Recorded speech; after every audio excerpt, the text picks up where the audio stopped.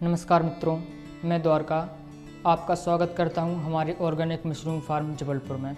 आज हम आपको बताएंगे कि ऑयस्टर मशरूम को किस प्रकार से उगाया जाता है। ठीक है, और लगातार हम 3 वर्षों से मशरूम को उगाते आ रहे हैं और हम लोगों ने इसमें अच्छे तरीके से सफलता हासिल की है। आइए हम जानते हैं ऑयस्टर मशरूम को किस प्रकार उगाया जाता है। ठीक है, तो आप परिचित होंगे जो ऑयस्टर मशरूम है, इसको ढींगरे मशरूम के नाम से भी जाना जाता है। तो इसके लिए हमें क्या क्या वस्तुओं की आवश्यकता पड़ेगी, हम इसके विषय में जानते हैं। तो सर्वप्रथम आपको स्पॉन की आवश्यकता पड़ेगी। आपको मैं बता दूं कि स्पॉन हर मशरूम का अलग अलग होता है, बटन का अलग होता है, मिल्की का अलग होता है। जब भी आप मशरूम लें तो हो सकता है, अगर आप चाहें तो हमसे संपर्क कर सकते हैं या आप अपने आसपास के एरिया में भी पता कर सकते हैं। ठीक है, ध्यान दीजिएगा, अगर आप ऑयस्टर उगा रहे हैं तो ऑयस्टर का ही मशरूम मांगिएगा, मिल्की उगा रहे हैं तो मिल्की का, बटन उगा रहे हैं तो बटन का। ठीक है, तो हमने स्पॉन ले लिया ऑयस्टर मशरूम का। ठीक है, और हम आपको बता दे रहे हैं कि 1 किलो स्पॉन के अनुपात में हम आपको ये उगाने की प्रक्रिया बता रहे हैं। तो ये आपने स्पॉन ले लिया। ठीक है, स्पॉन क्या होता है? मशरूम का बीज होता है। ठीक है, फिर आपको पॉलीथीन लेनी है।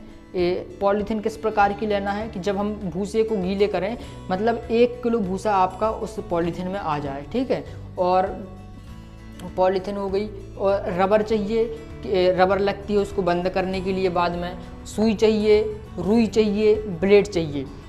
मैं आपको उपयोग बताऊंगा कहाँ पर क्या लगता है, लेकिन आप यहाँ पर अभी ध्यान दीजिए। ठीक है, एक कमरा चाहिए 10 बाई 10 का, या आपके उपलब्धता अनुसार। फिर उसके बाद आपको फॉगर चाहिए। फॉगर क्या होता है? फॉगर एक ठंडक क्रिएट करने के लिए मतलब जो जैसा आपका कमरा है, तो जो मशरूम होती है इसको ठंडक चाहिए। इस मशरूम का जैसे टेम्परेचर क्या रहता है, समझ लीजिए 25 से 30 रहता है। ठीक है, तो उतनी उसको ठंडक की आवश्यकता होती है, उसकी के लिए फॉगर सिस्टम होता है। और फॉगर के अलावा आपको जूट की बोरी चाहिए। जो जैसे कमरा है, कमरे के चारों ओर आप जूट की बोरी लगा सकते हैं। अगर ठंडी है तो कोई दिक्कत नहीं है, जैसे गर्मी में आप उत्पादन कर रहे हैं तो उसकी आवश्यकता पड़ेगी। ठीक है, ये आप जूट बोरी ले ली, और रस्सी लगेगी। रस्सी का क्या उपयोग रहेगा? जो जब आप हैंगिंग सिस्टम, मतलब मशरूम के बैग को लटकाएंगे, तो आपको लकड़ी का ये ढांचा बनाना पड़ेगा। इस प्रकार का आपने लकड़ी का ढांचा बना लिया। ठीक है, ये ऐसा, और फिर इसी ढांचे में आपने इस प्रकार से लकड़ी रख दी, और यहाँ पे आपने वो मशरूम के बैग लटकाएंगे कपड़ा। फिर आपने यहाँ पर कर लिया। ठीक है, इसकी हमें अभी आवश्यकता नहीं है, हम आपको और समझाएंगे। ठीक है, ये आपने रस्सी ले ली। अब पॉलीथीन लटकाने के लिए आपने रस्सी ली। ठीक है, अब लकड़ी का ढांचा हमने आपको बता दिया है। केमिकल चाहिए। मशरूम में केमिकल का बहुत महत्व होता है। आपको 2 केमिकल चाहिए, एक फार्मलिन चाहिए, ठीक है, और एक चाहिए बोविस्टिन। बोविस्टिन एक फंगीसाइड होता है। ठीक है, तो ये आपको कोई भी केमिकल की दुकान में मिल जाएगा। ठीक है ना। और फिर आपको गेहूं का भूसा चाहिए, 15 kg चाहिए आपको। ठीक है, गेहूं का सबसे अच्छा होता है। लोग राय देती हैं कि हर भूसे में आपका सक्सेस हो जाता है, लेकिन ऐसा नहीं है, क्योंकि हम लोग लगातार 3 सालों के अनुभव से बता रहे हैं कि जो आपका भूसा, अगर आप अदर भूसे का यूज करते हैं तो आपका स्पॉन खराब हो जाता है। ठीक है ना, तो आपको गेहूं का भूसा ही इस्तेमाल करना है, हम आपको यही बताना चाह रहे हैं। फिर आपको पानी लेना है, और ये स्पॉन टेम्परेचर लिखा है, मतलब जब स्पॉनिंग का टेम्परेचर रहता है वो 25 से 30 है। ठीक है ना, और ज़्यादा इसमें गिरानी नहीं चाहिए। अब हम मशरूम उत्पादन की प्रक्रिया को समझते हैं। तो मशरूम उत्पादन की प्रक्रिया में सबसे पहले आपको ये चीज़ें आपको लगेंगी। ये 15 kg भूसा हमने आपको बता दिया है। 70 लीटर पानी चाहिए, 50 ml फॉर्मलिन चाहिए, 1 ग्राम बोविस्टिन चाहिए, और पानी भरने लायक वस्तु कोई भी, या तो आप अपने घर पे वो मिस्त्री से जुड़ाई करवा के टंकी बनवा लीजिए। ड्रम होंगे, ड्रम का इस्तेमाल कर सकते हैं। सिंटेक्स की टंकी होगी, उसका इस्तेमाल कर सकते हैं। आप अपनी सुविधा अनुसार इस चीज़ का उपयोग कर सकते हैं। ये फिर सुरक्षा उपकरण देखिए, ये जो केमिकल, ये रसायन होते हैं, ये घातक होते हैं, मतलब ज़्यादा घातक तो नहीं होते हैं, लेकिन हमें अपने शरीर की सुरक्षा तो करना ही है। तो इसलिए हम सुरक्षा उपकरण, ग्लव्स और मास्क का यूज करेंगे, क्योंकि ये जो फॉर्मलिन होता है ना, ये डेड बॉडी को सुरक्षा करने के लिए काम आता है। इसलिए ये थोड़ा सा अपने शरीर के लिए हानिकारक हो सकता है। तो सुरक्षा उपकरण तो हम समझ गए, ग्लव्स और मास्क। अब आपको क्या करना है, हमें सबसे पहले भूसे को उस लायक बनाना है कि उसमें स्पॉन रन कैसे करें। तो हमको ये समझ लीजिए आपने कंटेनर लिया, ठीक है, कंटेनर या फिर पानी भरने लायक कोई वस्तु ली। इसमें आपको क्या करना है, आपको इसमें 70 लीटर पानी भरना है, ठीक है ना। कितना लीटर? 70 लीटर आपने पानी भर लिया। फिर 70 लीटर पानी भरने के बाद आपको इसमें 50 ml फार्मेलिन और 1 ग्राम बोवेस्टीन डालना है। इस पानी में आपने ये क्या डाल दिया, आपने ये फॉर्मेलिन डाल लिया। क्या डाल लिया आपने? फॉर्मेलिन, ठीक है। और क्या डाल लिया आपने? ये बोवेस्टीन, ठीक है, बोवेस्टीन आपने डाल लिया, ठीक है। इसी अनुपात में डालना है, मतलब इतने इतने ग्राम में, ठीक है ना। फिर इसको आप अच्छे तरीके से मिला दीजिएगा। मिलाने के बाद इसका थोड़ा सा रंग वाइट हो जाएगा, ठीक है। फिर इसको करने के बाद आपको क्या करना है, आपको ये 15 kg भूसा इसमें डाल देना है, ठीक है ना। आप डाल दिए और इसको मिला दिए। और आप अपनी सुविधा अनुसार हो सकता है इसको बोरी में भर के भी रख सकते हैं, अगर नहीं रहे तो बोरी, और उसमें आपको ज़्यादा मेहनत का अब दिक्कत जारी हो तो ऐसे भी डाल सकते हैं, ठीक है। जब आप इसको फिर अच्छे से उससे मतलब बांस या फिर कोई लकड़ी के सहारे इसको अच्छे तरीके से दबा दें। फिर ये होने के बाद आप क्या कर सकते हैं, पॉलीथीन से उसको कवर कर सकते हैं जिससे गैस अच्छे तरीके से बने।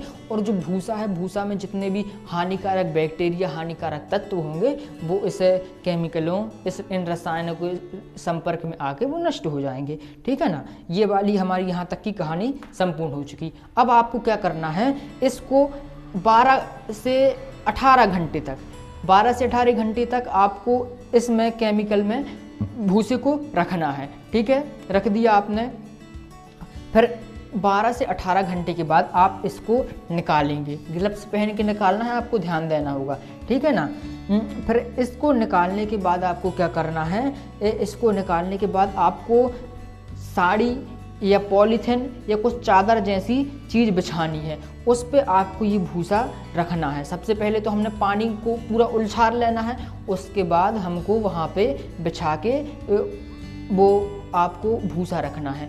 भूसा को थोड़ा इतना सुखाना, मतलब 1 घंटे भी सुखा सकते हैं कि जब हम उसको ऐसा दबाएं उससे पानी ना गिरे, मतलब गीला भी रहे, उसमें नमी मात्र बरकरार रहे, पानी ना रहे, नमी बरकरार रहे, ठीक है ना।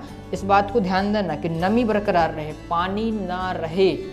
ऐसा आप मुट्ठी में लेंगे, कस के दबाएंगे तो उससे पानी नहीं गिरना चाहिए, मात्र गीला रहना चाहिए।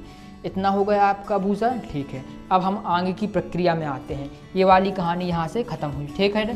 फिर अपन का क्या हो गया, अपना वो भूसा तैयार हो गया। अब भूसे के बाद हमें आवश्यकता पड़ेगी किस चीज़ की, पॉलीथीन की, ठीक है ना। हमने ली क्या चीज़, अब ली हमने पॉलीथीन,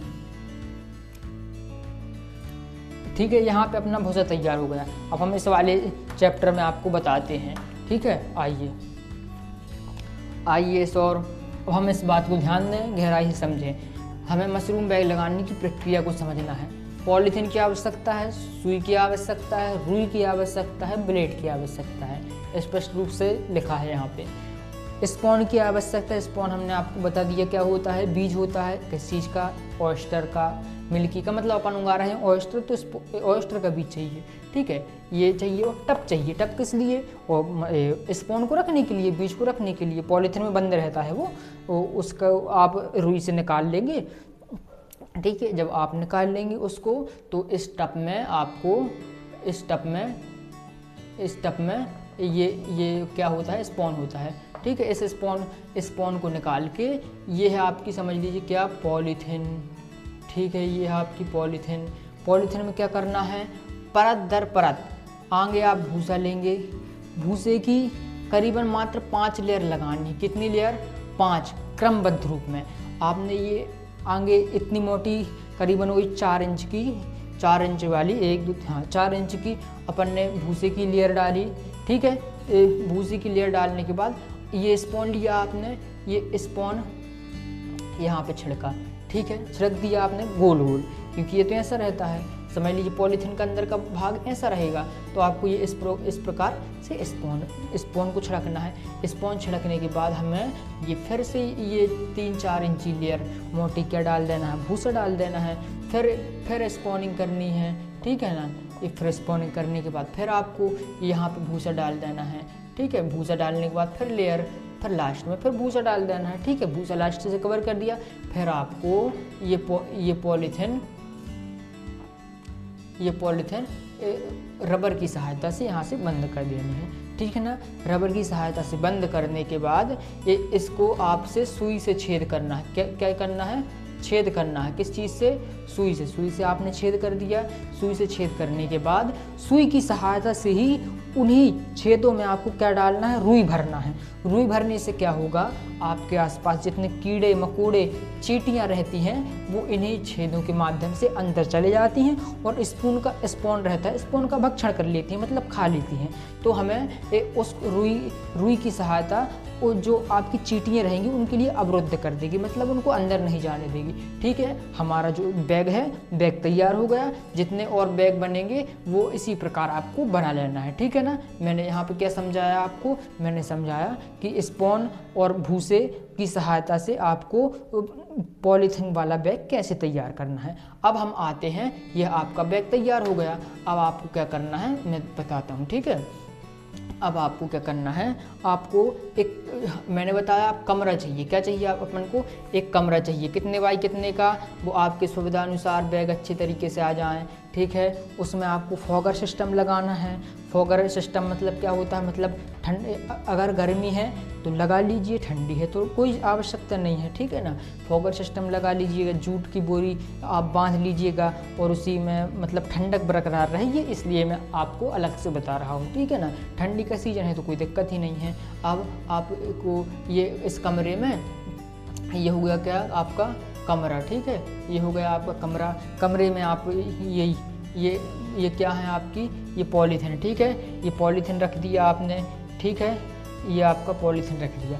इस पॉलीथिन रखने के बाद मात्र 1 से 2 हफ्ते के बीच में 1 से 2 हफ्ते के बीच में 1 से 2 हफ्ते के बीच में ये जो रहेगा ना, इसमें माइसेलियम रन होने लगेगा। माइसेलियम मतलब कवक जाल, सफ़ेद सा जाल होता है, सफ़ेद जाल होता है, वो इसमें ऊँगने लगेगा, ठीक है। जब आपको लगे कि ये अच्छे तरीके से ऊँग गया है, पूरी मतलब ऊँगने नहीं मतलब फैल गया है, जब आपकी ये पूरी पॉलीथिन वाइट कलर की हो जाएगी, वाइट कलर हो जाने के बाद आपको इसमें क्या करना है, और या तो आप रुई निकाल लीजिएगा। रुई निकालने के बाद आपको क्या करना है। और एक और महत्वपूर्ण बात मैं आपको शायद बताना भूल गया कि ये 7 से 12 दिन पहले ना आपको स्प्रे करना है। क्या करना है? स्प्रे करना है। किन के ऊपर? इनके ऊपर 1-2 दिन के बीच के अंतराल में, ठीक है, स्प्रे करना है। अब 7 से 12 दिन हो गए, ठीक है। 7 से 12 दिन मतलब 2 हफ्ते हो गए, स्पॉन आपका फैल गया। आपको रुई निकालनी है। रुई के यहाँ से फिर आपको क्या देखने के मिलेगा? ये पॉलीथिन है। पॉलीथिन का पिन हेड निकलेंगे। क्या निकलेंगे? Pin head.